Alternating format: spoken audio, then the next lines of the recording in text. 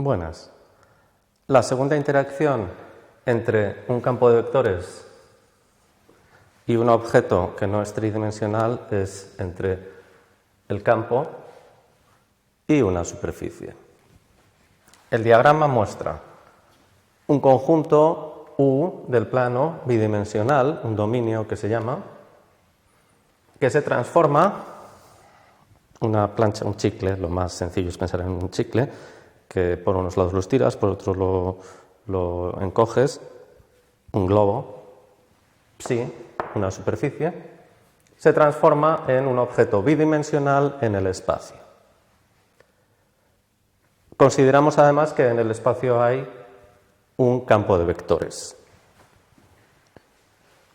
El ejemplo más evidente es la vela de un barco y el viento.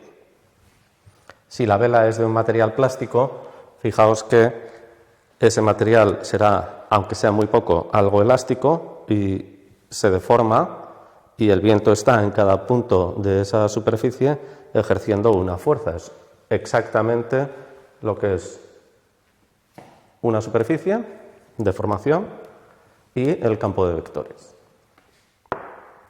Vamos a estudiar la interacción que hay entre este objeto bidimensional y el conjunto de flechas. Lógicamente la interacción solo ocurre en el objeto bidimensional.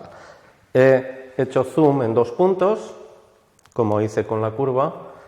En el punto 1 observamos el paralelogramo diferencial que da lugar a lo que llamábamos el vector normal, pero vamos a fijarnos en el paralelogramo propiamente dicho, diferencial, y el campo de vectores. En este caso, el campo de vectores, como más o menos se puede ver aquí, el campo de vectores es bastante tangente a la superficie. En el segundo caso tenemos el paralelogramo diferencial que corresponde al punto 2 y el campo de vectores que es muy perpendicular. La pregunta que nos hacemos es: ¿cómo podemos medir cuánta cantidad de campo X atraviesa la superficie en cada punto? Y aquí es donde el ejemplo que a mí me parece más gráfico es la lluvia. Está lloviendo, por lo general siempre llueve hacia abajo o oblicuo, pero es un campo constante, a eso me refiero, y se necesita agua en casa porque nos hemos quedado sin agua. Obviamente no voy a salir yo, sino que hago salir a mi primo pequeño. Y le digo: coge un cubo o una palangana, sal, tú te mojas, pero además coges agua. Muy bien, entonces el primo, como es pequeño y es obediente, sale, empieza a mojarse, imaginemos que no hay viento, así que el agua cae en vertical, y pone la palangana, voy a coger, perdonad, un objeto,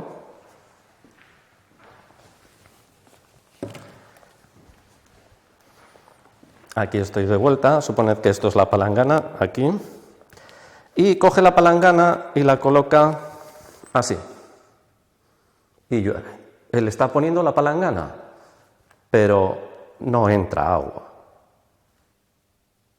Entonces, al cabo de media hora salimos porque no ha vuelto y le vemos con la palangana así y le decimos: ¿qué estás haciendo? Pues poner la palangana para que entre agua, pero no entra agua.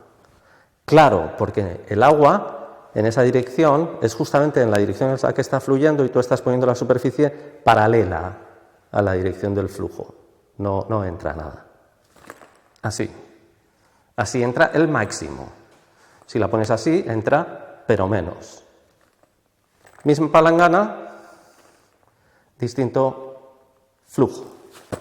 Voy a dejar esto. Esa es la pregunta. ¿Cuánto del campo atraviesa la superficie? ¿Cuánta agua cogemos? Si vamos a un ejemplo más realista, el sol ilumina en cada momento del día y en cada día del año ilumina desde una dirección diferente. Si yo tengo una placa solar, si esa placa solar no se mueve, que puede ocurrir, hay muchas placas solares fijas, pues hay veces en que la luz del sol le llega oblicua y se aprovecha menos, aunque sea la misma luz del Sol. Hay momentos en los que le llega más o menos perpendicular, hay momentos en los que le vuelve a llegar oblicua. Habrá menos generación de potencia cuanto más paralela sea la luz del Sol al panel fotovoltaico. ¿Cuánto X atraviesa la superficie? ¿Cuánto flujo hay? Vamos a hacer el estudio geométrico en cada punto.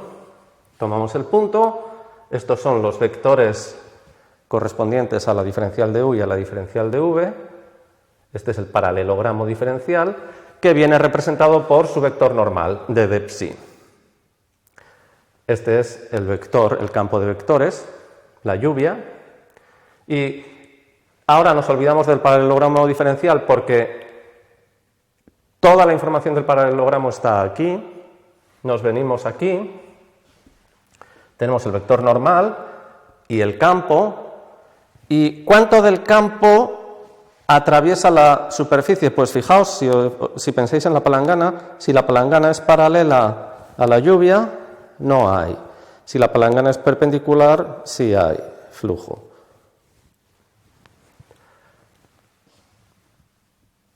El flujo va en la dirección del vector perpendicular a la superficie. Palangana, si la palangana es perpendicular a la lluvia, máximo flujo. Si la palangana es paralela a la lluvia, mínimo flujo. Ahora vamos a pensar en el vector normal. Si el vector normal es perpendicular, si el vector normal está en la misma dirección que la lluvia, máximo flujo. Si el vector normal es perpendicular a la lluvia, mínimo flujo. Vector normal, campo de vectores, yo tengo que medir cuánto hay del campo en la dirección perpendicular. Cuánto hay del campo en la dirección del vector normal. Pero esto es lo mismo que hicimos con las curvas. Campo, proyección sobre el vector normal, que es campo módulo por el coseno del ángulo que forman el vector normal y el campo. ¿Qué ocurre? Exactamente lo mismo que con las curvas. No todos los paralelogramos diferenciales son iguales. Hay unidades de superficie que se transforman en paralelogramos muy grandes, hay unidades de superficie que se transforman en paralelogramos muy pequeños. Eso es el cambio de escala. Yo no puedo mirar simplemente esto, sino que tengo que ajustarlo con la escala que me mide el tamaño del paralelogramo diferencial. El módulo del vector normal. Tenemos módulo de X, módulo del vector normal, coseno de alfa. Ese es el producto escalar de X con el vector normal. A eso se le llama el flujo del campo en un punto.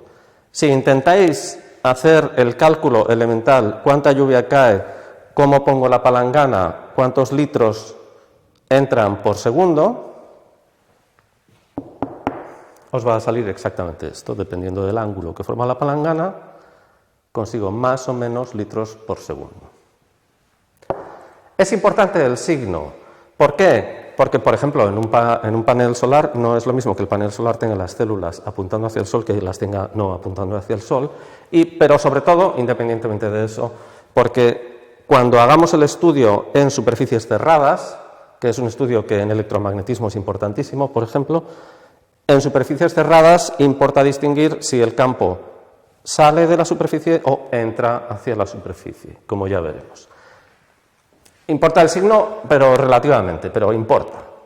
Por eso, cuando uno hace el producto escalar, tiene que hacer el producto escalar bien, no se queda con el módulo del producto escalar. Esto es el flujo en cada punto. ¿Cómo calculamos el flujo en toda la superficie? Sumando. Sumando en la superficie el flujo puntual. Que eso se transforma en la suma Aquí este es el único sitio en el que sabemos sumar.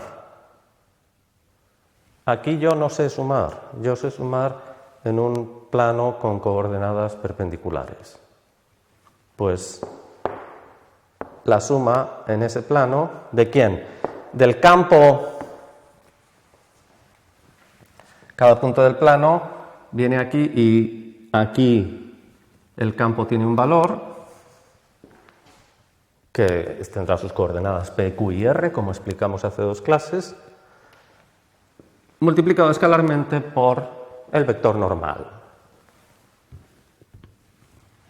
que sabemos calcular. Hay que hacer el producto vectorial entre este vector tangente y ese vector tangente.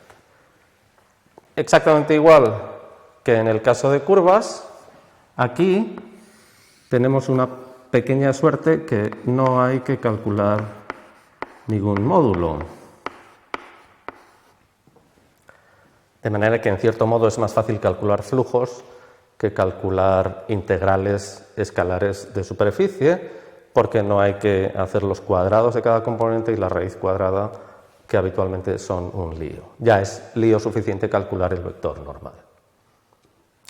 Este es el concepto de flujo en una superficie que más tarde relacionaremos con el concepto de trabajo que ya hemos explicado, pero eso será más adelante. Ahora es importante hacer ejercicios de cálculos de trabajo y cálculos de flujo para facilitar en el futuro realizar las cuentas y los razonamientos de lo que se llama estrictamente el cálculo vectorial. Esto solo es una pequeña introducción. Gracias por vuestra atención.